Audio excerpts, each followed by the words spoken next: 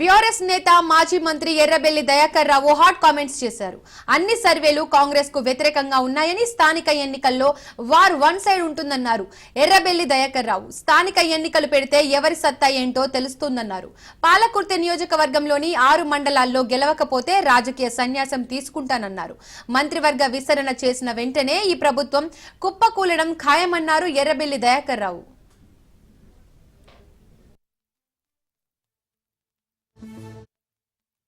ఆ మోసం మాటలు పుట్టినరోజులు పనిచేస్తాయి.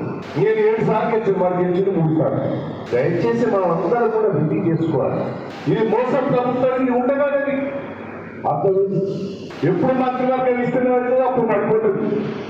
100% అయిపోతుంది. రాజకోట్ల స్థానిక ఎన్నికలు ఎన్ని పెద్దలు అనుకుంటారు.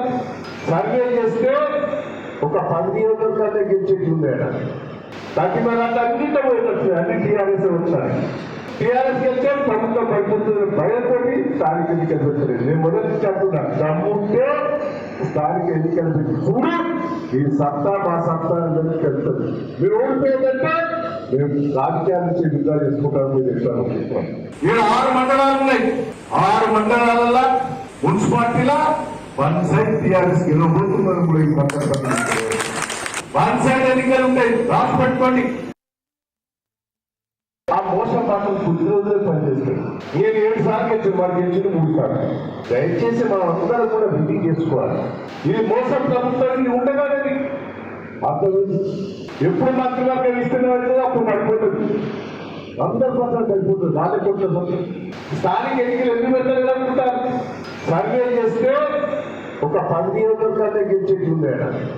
దానికి మన అన్నింటి పోయినట్టు అన్ని టీఆర్ఎస్ వచ్చాయి.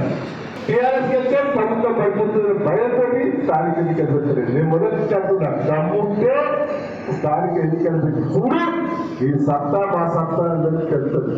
మీరు ఓడిపోయిందంటే మేము రాజకీయాల నుంచి విడుదల చేసుకుంటాం. మీరు చెప్తాను. ఇక్కడ 6 మండలాలు ఉన్నాయి.